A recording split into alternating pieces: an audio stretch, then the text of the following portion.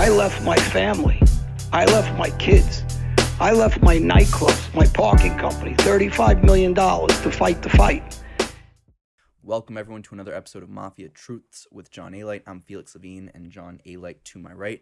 Before we get into it today, a quick reminder to subscribe to our YouTube channel if you haven't done so already, like this video, and also subscribe to our Patreon where we post monthly Q&As, and you will have the ability to ask John personalized questions, and we also offer discounts on some of our bats that we're selling that have been widely popular. We just shipped out our first batch a few days ago, and if you're interested in a bat, you can hit me up on Instagram at felix.levine, and we will set you up.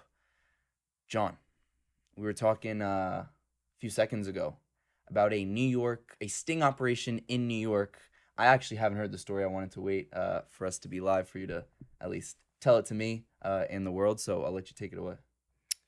So, obviously I'm running a big organization at the time. And one of my first partners was, there's a White Horse pub that the owner, Scott Benito, Frankie, and his father were around the Genovese family forever. Ciro Perona was a very powerful Genovese captain. And guys like Johnny Santoro, we spoke about tough guys who was a dangerous killer. Johnny Santoro was one of them. My cousin, Patsy used to stay with him. Then the son stayed with me later on and got indicted on some murders with me. But that group stayed in the White Horse. It was a very well-known group of tough guys that worked for Ciro Perona at the time. So you had law enforcement around constantly because of them. And as we're coming up, we're moving coke like crazy out of the bar, the White Horse. Frankie, like I said, was one of my original drug partners. And so I have conduits that'll move weight for me.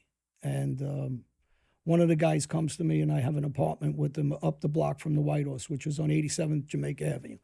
And for the people that don't know, a lot of guys got killed in front of that bar. Next door, there was another bar. There was a double homicide, very famous case with the Gambino family. Bobby Glasses is one of the guys that gets convicted on that case on a double murder. He ends up dying of a heart attack in jail. A friend of mine, Mikey Merlo, with kids, he got shot in the head with a shotgun at 17 years old, young age, chasing a guy, and the guy blasted him. Angelo Costelli, another good friend of mine, he was getting married. I was in his wedding party. He gets killed in front of the White Horse, and several others. So that's a real known spot for murders and for drug dealing and for the mob. So they start a sting operation, the FBI and state organized crime task force. And I'm up the block. I have several drug houses, one on 96th Street, Jamaica Avenue. I have one up on 85th Road and 86th Street. And then I have another apartment down on 78th Street. These are all where I keep drugs and I keep guns and I keep different things. And one of my guys, Joey DiCorrali, who I lived with at the time in the townhouse, he's supplying some of my guys. One of them is Keith Croce, and Frankie Scarpanito kind of oversees it. And he gives me a call, and he says, I need an extra 3 kilos this week. So I said to Joey, all right, I'll talk to you and I'll see you. So we're on payphones. A couple of days later, I come see him, and I give him the weight. And he goes and he delivers it. And I forget to ask him, because usually I ask these guys, why all of a sudden is there an increase? Who are you selling to? And just that day, I just didn't ask him. And I gave him the 3 kilos. And maybe 2 weeks go by, and I have another conversation with him, and he asks me for 5 kilos. And I said, well, what do you need 5 kilos? This time I asked him.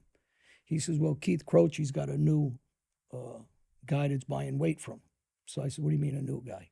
He says, the guy that hangs around the White Horse, and he's been buying from. I said, does he know the guy? He goes, yeah, I think so.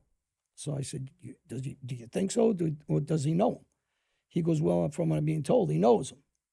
So another couple of days go by. I don't jump on it. Again, I just kind of think, all right, they probably know the guy. I don't think it's an emergency of any sort. And I see Frankie Whitehorse. And I say to Frankie, what's going on? And he's got an apartment in Lindenwood, near Howard Beach at the time. And he says, oh, Keith's been supplying this guy. I says, well, who's the guy? He goes, I don't know. He drives a black Mercedes, brand new. And he's been coming in the last couple of months. I says, how long? Exactly. He said 2 months. I says, who does the guy know? And they mentioned somebody's name. He knew somebody, supposedly. So I know something's wrong. So I go back to Joey and I says, do not bring anything again to the White Horse for anybody until you see me. And he's okay. I said, then move all the drugs that we have here and bring it down to another apartment Dennis Pittman had. It was another guy. He passed away. Him and his brother both died since then. They worked for me. And I says, bring everything down to Dennis's apartment on 96th Street and clear out my other apartment on 78th Street. And the reason why I wanted 78th Street cleared out is because when I was talking to him, he said the guy goes down to 78th Street also. There's another bar that we had over there called the Old Brother Inn. And he was inquiring at the Old Brother Inn also. Now, since if you're just dealing drugs, it's one thing, but like I said, there's violence. There's bodies there. I baseball batted somebody to death in front of Old Brother Inn, 3 guys. I think we got into that story before. So they know there's violence. And there's other shootings going on besides that. So that violence brings these investigations like this. So I go and I have a meeting and I see Keith Croce. And I said to him, Keith, come here, I want to talk to you. And, you know, he's a young, skinny kid at the time. And I said, how'd you meet this guy? So he says, well, he comes in the bar. I said, yeah. He says, yeah, he was buying like 1 gram. He was buying 2 grams. He knew, and again, he threw somebody's name out, say Mike. I said, he knew Mike? I go, how do you know he knew Mike? And he said, well, he told me he did. I said, he told you knew Mike, and how long has he been buying for you? He says, the last couple of months. And then he stepped it up to what? He was, well, he bought a half a key, and then he bought a key. I says, a half a key and a key. I go, do not sell him anything again. He goes, no, he's all right. He's getting high with me and everything. He goes in the bathroom and gets high. I said, what does that mean? So I said, listen, you're going to go to jail. You're going to get locked up. That's a cop. He said, how do you know? I just look at him. I shake my head. I go, do not sell anything to him again. Now I pull Frankie Whitehorse, and I said, Frank, this guy's been coming to the bar for 2 months? He goes, yeah. I said, don't get high with him. Don't sell him anything. You're going to get locked up. He goes, how do you know? I said, you're going to get locked up. So the next time he's here, I want you guys to text me or beep me. I don't remember if we had beepers or phones in those days. I think it was beepers. And they hit me up, and I come to the bar. I go outside. I get his plate. I take the plate. I give it to the cop, Phil Baroni, that works with me, that was my partner in sports, and he did the murder with me and everything. I said, Phil, do me a favor, run this guy's plate. I said, I'm pretty sure he's a cop. He comes back and he says, yep, John, it's no good. He's a cop. So I said, I knew what these fucking idiots are doing business with a cop.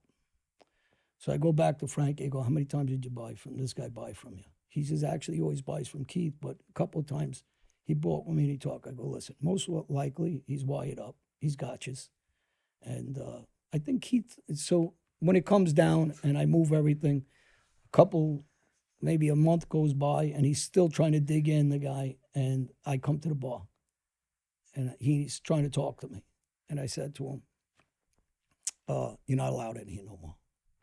And he says, excuse me? I said, you're not allowed in here no more. He says, why not? I says, because I know you're a cop. I said, no, you got these guys. I says, but it's over. I said, I'm not going to play games with you. Everybody knows you're a cop. You can't come in here no more. He goes, who are you? I says, I'm nobody. I says, I'm just telling you, everybody knows you're a cop, and nobody wants you in here anymore. So he goes, that's the way it is? I says, yeah, that's the way it is. You're a cop. I know it. You know it. I know you're not going to say that to me, but don't come in anymore. And by the way, your black Mercedes you got outside, we already ran the plate. We know it's no good. So he looks at me. He goes, well, can we talk? No, we can't talk. I said, see you later. And maybe a month went by or 6 weeks or something, and they all get locked up. And I think Keith Croce got a 5-year or 6-year. I don't remember exactly. Maybe got less. But I cut it off, or he would have got more. How'd they kind of, what was the final straw, or how'd they get your guys? They arrested them. Like, when they arrested them, did they come to the White Horse? I mean, what Yeah, they got Frankie out of the White Horse. I know that. I don't remember where they grabbed Keith. And they had him on, they got him good. They had him on tapes. They were taped up. So they got him on audio. I don't know if they had him on video, but they had him on audio. They had him on direct sales. They had him on marked bills. They got him good. How many years did they each do? I think Frankie only got very little time. Frankie got about 1.5 years or something like that. And he beat a lot of the charges. And everybody was accusing him of being an informant back then. I really don't think he was. I just think that, he got some good attorneys. They didn't get him good because I cut him off. And Joey DiCorelli never got pinched. even though he's the guy that was supplying these guys to give it to the cop, and he was trying to make his way to us, to Joey to me, and I had everybody insulated, so it wasn't easy to get to me. And Keith Croce they got, and maybe he did less too, but he did at least a couple of years. They got to be idiots to not have different plates. Well, it's not like what most people think. Most guys from the street first are greedy, so that's first. Second, they're stupid, and third, they don't think, because when someone's coming to you and he's buying a gram at a time, and then all of a sudden he ups it up to half a kilo, something's wrong. It should tell you something, because if he moved it slowly, like a quarter, like he got an eighth of a key, or if he got something a quarter of a key, and then he just kept it like that for 6 months, and he's building his business, then maybe possibly build it. But they don't have time to spend like that. They're trying to get to me and guys above me, and And the guy that you had the interaction with, the undercover cop, what does he look like? Does he look kind of threatening, or how do they? Nah, actually, no. He was just, he's dressed casual, slick guy, with good shape, thin. Listen, he had cop written all over him. Really? I mean, you're on the street, you have a sixth sense for it. I mean, there was down the block at Old Brother, and they came in also, but they came directly to me that time, and they said, I don't know if it was involved in the same sting as this one, but they said Cookie sent them over. Now, Cookie was a girl that I dated, the cousin when we were younger, and it was a mobbed up family also. And he said, Cookie. I says, Cookie who? He says, Cookie. I says, Cookie who? And he just kept saying Cookie. I says, well, if you know her so well, Cookie who? I'm asking you what her last name is. And you imagine the guy really didn't know her last name. He didn't know anything about Do her. they look like an undercover cop when you're asking them that? Do they look stressed out? Do they look nervous? You could see he was dumbfounded. He didn't have the answers. I asked him a couple other things. I don't remember but I asked him a couple questions. And he didn't have an answer. I go, listen, I don't know what you're talking about. I said, and I never really carried anything. So they couldn't get me even if they wanted to toss me. I never carried nothing. Everybody worked for me. I didn't hold it and sell like myself.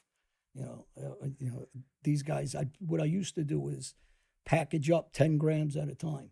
So I'd give him 10 grams, and I had a guy that would package with me. And then he'd give it to how many people we had working that would work pieces. So say there was 30 guys in the neighborhood. We'd give them a certain amount of grams in quarters, in halves, in gram pieces.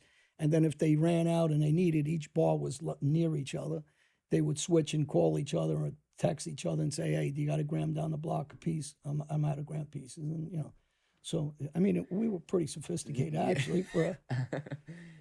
Hey, everybody out there, for people that don't know, I have a Patreon channel that you can subscribe to, please. And we'll talk about content that is not out on YouTube. It's exclusive. We'll cover Q&A on a regular basis once a month. We sell my baseball bats and they're autographed, and we will talk about content that you won't hear anywhere else but here on Patreon. Thank you, everybody. Please reach out and subscribe. Thank you. What were the cuts like? How does it work? For every 10 grams that were out there. How much is 10 grams? The guys would, back then you'd sell 100 a gram. Okay. You didn't really give those discounts to 85. I know years later, but that came years later. But back then, actually, sometimes 110 a gram, and you'd give the guys 300 each. They would make on 10 grams, but 10 grams nothing. They'd up 3 or 4 times a night. So they would up it 3 or 4 times a night, and so we were busy. I mean, one guy might sell 30, 40 grams a night. Another guy will sell 100 grams a night in pieces. Wow. So we had from South Jamaica, from my after hours, we'd have all the way up into Brooklyn, down to Ridgewood. We'd go to Bayside. So we were all over, Queens, Brooklyn. Now, do you think that ultimately, like in the example you just gave with this kind of sting, the ultimate goal was to get after you?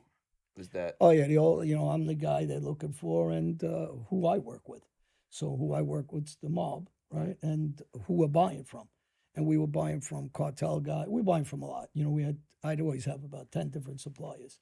So depending, some of them were cartel guys, some of them were, just guys like myself and Italian guys from, Mafia.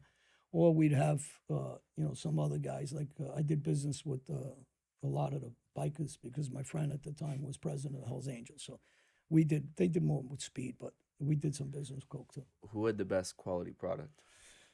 My friend Henry. I dated the father got killed by the cartel, and they forced the son Henry actually to do business with them, and he started working his father's debt off, and I was dating his sister Lorraine, and I just stumbled on him because me and her were talking. She told me the story. She was crying about how they killed the father, forced the brother into business, but he probably had the best coke that I did business with in a long time, and they lived by St. John's University. Now, for you, when you first heard, you're at the White Horse and you start seeing things that are not adding up or getting a little fishy, what's going on internally for you? Does that become a way more stressful time? Are you going around asking and figuring it out, or is that kind of, regular day at the office? Yeah, it's a regular day at the office, and you just kind of know, these guys are idiots. I know I'm insulated, even if they pinch them and they tell them it's me and this and that. These guys that weren't close to me, I didn't even let them know where my safe houses were. These are just my workers on the street. But guys like Dennis Pittman, I was very close to his brother Kevin. Kevin Pittman was very close. He did time with Frankie Burke, and we were all mingled together, friendly. Guys like we had the bar at the PM that I would give this to Ronnie One-Arm, and they would run that bar. So we all had, it was a cell system of guys. So I would give the coke to Ronnie One-Arm. Ronnie would have his guys running down, and Keith Croce kind of used to work for Ronnie also at the PM Pub, and someone said he'd run that section. Then I had the main bar where I would give it to this guy Keith Pellegrino, and he'd have his guys. They'd run that section. Then I'd go to Pool Hall on 102nd and Jamaica Avenue. That was Guy Peden. He'd run that section. I had the guy from Mateo's restaurant, Matty, that worked for Guy, and he had a candy store at the time off 101st Avenue by Villa Russo. He would sell for me. So, but they'd all go through their own guys that were my guys. So when guys tell me how many guys you had, well, I just named just my top guys that would have guys at work, and they'd all run each section. And then they come back to me and ask me, well, I need this. And then I had Joe Galliano in Ridgewood, and he had a factory there. So we had all the Spanish crowd on that section. And it was run we ran it pretty well. Who are the most efficient suppliers? Who Who ran the tightest shift? Was it the Colombians? Yeah, I mean, back in those days in the 80s, I had a cousin of mine that was involved with the Detroit mob. He was in the laundromat business, in hotels, and the linen business, actually, not laundromat. But the linen business was very mob controlled back then. And so he had a big hook, this guy Pete, through the cartels and through the mob, that would drive it down for me from Detroit. They do their route and end up at me last, and we'd meet. And then I'd pick up whatever from him at the time, about 10 keys a month, just from him. But I had different suppliers, again, because if you're going to run short, you got to make sure. Or if I knew that it was getting short on the street, then I'd pick up 100 keys or something, and I'd store it different at location. So then, say you had $10,000 or $100,000. Then how are you personally washing it and cleaning it up? I took showers with it all. Well, I bought a lot of property. What I did, back then I used to buy properties all the time. So I'd buy a property for $300,000, say. Right. I'd buy the property, take a mortgage. I put down $30,000, $40,000, put down 20%. I used to work with Greenpoint Savings. They'd give me $1 million if I wanted it. And I had a good accountant at the time, Mike Patetti, passed away since then. And so he would help maneuver me through the money side of this. I think about it. He was a nice guy, great guy, fun to hang out with, go drink with, but he was a maniac, actually, a legitimate, accountant, but with all what you need, the guy that's going to help you launder and clean the money. So he was really my ace in the hole that I just stepped into by accident. And he was, a neighborhood guy. And what he would do is get me the loan. I'd get a loan for $300,000, say, okay. And I'd take my drug money and I'd start paying off the loan. And then I'd go out and I'd borrow off that house again. I'd buy another house, and then I'd take that money and I'd borrow, say, another $250,000. I did it with my nightclubs a lot.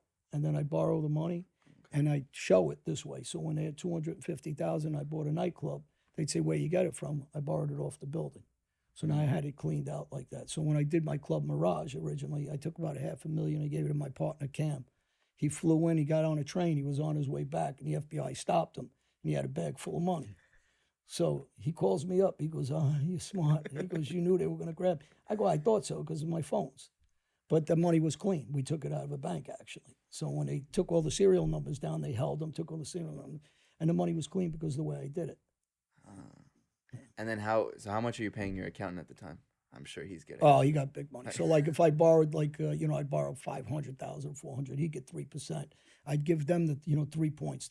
And I think Greenpoint at that time used to take about 2 or 3 points off me. So Mike would get that money. Plus I was always throwing him money. Plus he was robbing me here and there. And I used to laugh. I go, Mike, I remember I gave you 20,000. And these are the arguments we used to have, actually. You never gave me the 20,000 because so they could tell you how much money we're making if you can't even keep track of 20 grand. And he used to get me all the time. I said, I think I gave it to you already, but I'm going to give it to you again. And, so he used to laugh. I'm telling you, I go, yeah, go on another vacation with your girlfriend because he used to travel a lot. And, but that was just the routine of us maneuvering. And I was in the parking industry. Right. So I was always dealing with cash. So it was a way for me to always clean money and play with money. Yeah. And, the FBI obviously eventually knew that. And guys like, I think I talked about it with you on Patreon, Cardi brothers and these guys that testified against me, or Terry Scaglione was one of my partners, was Trafficante. His grandfather was involved, also made guy. He's my partner. So these guys later on were giving information up on me and different things, but it's just part of the life. They're all making side deals. Now, other than real estate and your parking companies, did you have any other big ways that you were cleaning money? Besides the parking company, the nightclubs.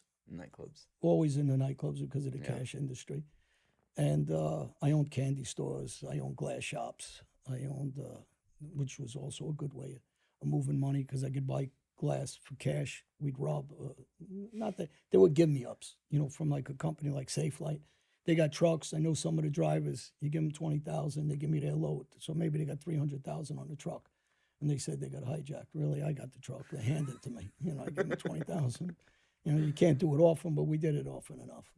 What was the biggest single dollar figure that you had to clean at once, or did it not really work like that?